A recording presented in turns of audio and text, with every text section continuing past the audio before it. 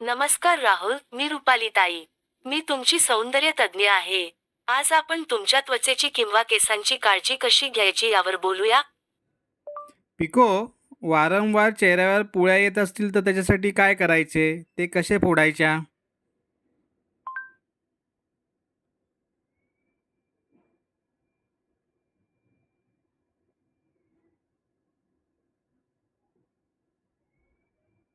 राहुलजी, नमस्कार. वारंवार चेहऱ्यावर पुळ्या येणे ही समस्या बहुतेकदा शरीरातील पित्तदोषाच्या वाढीमुळे आणि रक्ताच्या दूषिततेमुळे होत असते. वयाच्या 43व्या वर्षी जर त्या सतत येत असतील, तर कदाचित तुमच्या आहारामध्ये उष्णता वाढवणारे पदार्थ जास्त आहेत, किंवा तणावामुळे पित्त वाढले आहे. 1. मूळ कारण विश्लेषण. त्वचेची ही समस्या प्रामुख्याने वाढलेले पित्त आणि कफ दोष दर्शवते. पित्त हे रक्ताला उष्णता देते. त्यामुळे पोळी लाल आणि वेदनादायक होते. कफ यामुळे छिद्रे बंद होतात आणि पोळी आतून भरते. 2. सर्वात महत्त्वाची सूचना, पोळ्या फोडू नका. राहुलजी, पोळ्यांना हात लावणे किंवा त्या फोडणे त्वचेसाठी अत्यंत हानिकारक आहे. तुम्ही पोळी फोडल्यास 1. संक्रमण, त्यातील दूषित पदार्थ त्वचेच्या इतर भागात पसरतात. 2. डाग, फोडलेल्या जागी कायमस्वरूपी काळे किंवा तपकिरी डाग राहतात. 3. खड्डे, त्वचेवर खड्डे निर्माण होतात, जे लवकर जात नाहीत.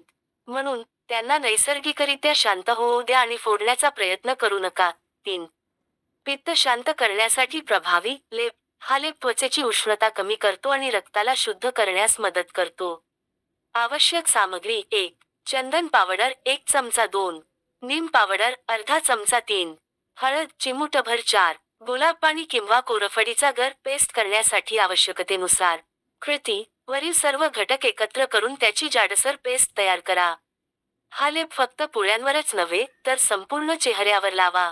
हा लेप 15 ते 20 मिनिटे ठेवा आणि थंड पाण्याने चेहरा धुवा. हा लेप दिवसातून एकदा किंवा दर दुसऱ्या दिवशी नियमित लावा. 4. त्वचेच्या आरोग्यासाठी आहार आणि पथ्य. त्वचेचे आरोग्य आतून सुधारणे आवश्यक आहे. पित्त शांत करण्यासाठी खालील गोष्टी पाळा. 1. उष्ण पदार्थ टाळा. मसालेदार, खूप तळलेले, आंबवलेले आणि शिळे पदार्थ टाळा. यामुळे त्वचेतील उष्णता वाढते. 2. आवळा, दररोज सकाळी उपाशी पोटी आवळ्याचा रस किंवा पावडर गरम पाण्यासोबत घ्या. आवळा रक्त शुद्ध करतो आणि त्वचेला चमक देतो. 3. पाणी आणि हिरव्या भाज्या, दिवसभरात पुरेसे पाणी प्या. आहारात दुधी भोपळा, काकडी आणि हिरव्या पालेभाज्यांचा समावेश करा. 4. ताक, जेवणानंतर नियमितपणे साधे ताक प्या. या उपायांनी तुमच्या पोळ्यांची तीव्रता आणि वारंवारता नक्कीच कमी होईल. जर समस्या खूप गंभीर असेल, तर आयुर्वेदिक औषधी वनस्पती जसे की मंजिष्ठा किंवा सारिवा यांचा वापर अंतर्गत शुद्धीसाठी करू शकता, पण त्यासाठी तज्ज्ञांचा सल्ला घेणे उत्तम. Okay pico.